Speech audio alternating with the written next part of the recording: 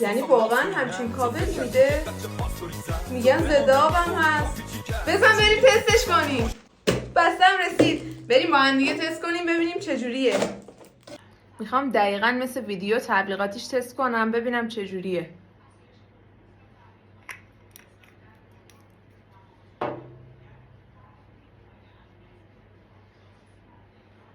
خب پنکیکمون،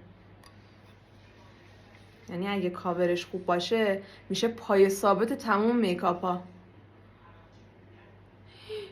آقا چه کاور خوبی داره. وای کاورش معرکه است. بافتش که واقعا سبکه، یعنی عالیه برای میکاپ های روزانه. میگن ضد آبم هست. بیان جلو دوربین تستش کنم. ببین من هر چیزی که ترند بشه رو تست میکنم تا بفهمیم تبلیغاتش واقعیه و ارزش خرید داره یا نه. پس اگه میخوای گول تبلیغات رو نخوری فری فکت رو حتما فالو کن.